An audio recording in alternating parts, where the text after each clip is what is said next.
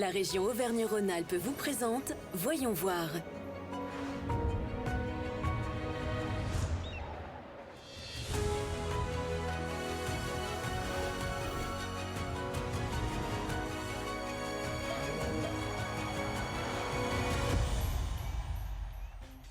Cette semaine, Voyons voir s'intéresse à la culture et plus précisément à la filière livre.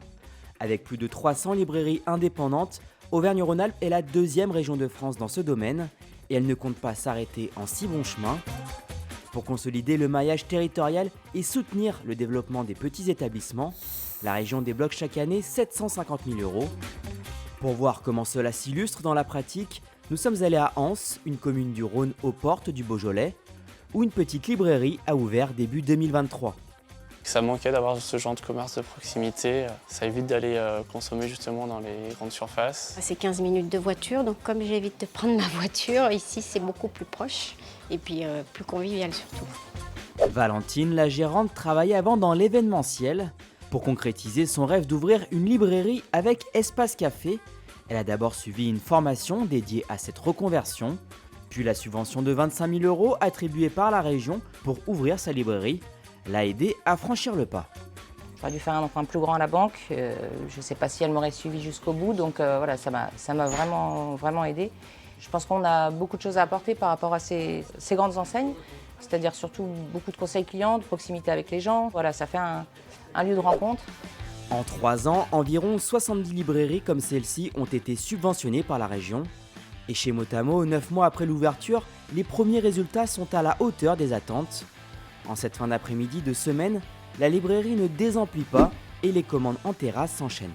Pour être arrivé il n'y a pas très longtemps, c'est un espace qui manquait, avoir un espace librairie, accès aux livres, à une belle sélection avec des conseils personnalisés et en même temps un espace de convivialité avec les enfants. Voilà, c'est sympa. Ça permet aussi à des gens qui n'avaient pas forcément l'habitude d'acheter des livres, de rentrer dans une librairie, parce que pour certains, ça peut faire un peu peur. Il y a peu de choix quand on est dans une petite ville comme ça. Donc, en général, il y a un bar qui est plutôt masculin. Les femmes et les familles ne sont pas forcément hyper à l'aise. Là, on a voulu créer un espace où tout le monde pouvait être bien. Il y a des livres à disposition qu'on peut lire sur place, des jeux qu'on peut tester sur place aussi. En montant sa librairie café, Valentine a aussi contribué à créer un emploi. Rémi travaillait de son côté dans le milieu des assurances et lui aussi voulait se reconvertir. J'ai pu arriver avant la création, donc participer au choix d'un certain nombre de livres et le premier jour d'ouverture d'une librairie qui est, comme on nous l'a dit à la formation, quelque chose d'assez mémorable. C'est le pied dans un nouveau monde, complètement différent de celui d'avant, des chiffres-lettres, et ça fait chaud au cœur de les voir venir, nous soutenir et de voir la librairie qui ouvre ses portes, quoi. Rémi et Valentine, deux libraires épanouis dans leur nouvelle vie, et vous découvrirez qu'il ne manque pas d'idées pour se faire connaître. Avant ça, faisons un petit saut du côté de l'Isère pour comprendre comment une association investit des lieux éphémères étonnants pour réaliser des projections de cinéma itinérants. Une toile de cinéma au milieu de vestiges d'un château de seigneur dauphinois, un lieu non pour le moins atypique que les organisateurs de À bientôt j'espère ont eu à cœur d'investir. En fait, on a décidé dès le début de À bientôt j'espère d'aller dans des lieux qui en fait ne sont pas des lieux culturels ou qui n'accueillent pas du cinéma ou des spectacles. Et pour nous, c'était hyper important d'aller là où les gens vivent, là où les gens travaillent, parce que en fait, on attend toujours dans l'offre culturelle que le public vienne à nous. Et à des moments, en fait, c'est prendre soin des gens que d'aller là où ils sont. Dans cette animation de haute voltige, 80 spectateurs d'ici et là sont venus se convier tout près du projecteur. L'ambiance est donnée, bonne humeur, gourmandise et atmosphère tamisée. Juste avec 3 lumières, de lampadaires, etc., ça crée un espace. Alors la place du village est hyper jolie, mais quand même il y a un art de créer une ambiance. Si l'ambiance est au rendez-vous, c'est que les bénévoles de l'association Le Grain dans la Grange ont mis la main à la pâte. Une préparation qui mijote depuis plusieurs semaines pour créer une soirée sur mesure. Ils sont venus avec une présélection d'une vingtaine de films. Et on a fait 3 séances de visionnage. Ensuite, il y a eu une 4e séance, dans laquelle nous avons discuté du programme.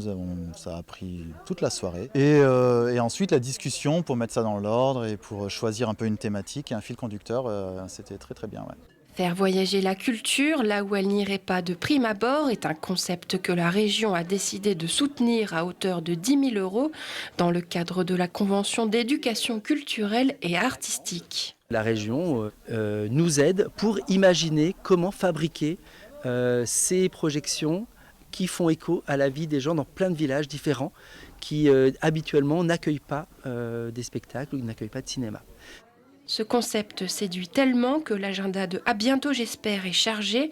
Les prochaines semaines, ils seront à Grenoble pour transformer la maison du centre-ville en cinéma éphémère, mais aussi des ateliers de programmation dans des lycées pour qu'au printemps prochain, des soirées comme celle-ci fassent de nouveau briller les yeux des curieux du grand écran.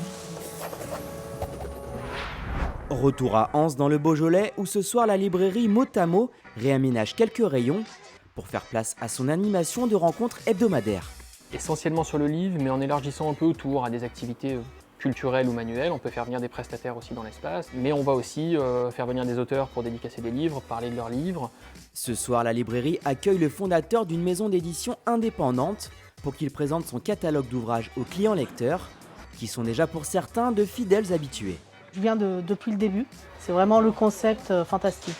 Dès que c'est sur le site, ça y est, j'ai déjà appelé, c'est pré-réservé. C'est vraiment le concept qui manquait ici, ça draine du monde. C'est vraiment chaleureux. Les éditeurs indépendants n'existent que s'ils sont soutenus par des libraires de qualité, comme c'est le cas de Rémi, c'est-à-dire des libraires curieux et capables de défendre un catalogue, de le pousser, de le comprendre, et ensuite d'aller à la rencontre des lecteurs et des lectrices pour donner envie de découvrir ce catalogue-là. J'ai déjà fait une présélection de livres que je vais acheter. Peut-être que ce que va dire l'éditeur me fera changer d'idée sur des livres que j'ai un peu rejetés parce que le résumé ne m'intéressait pas.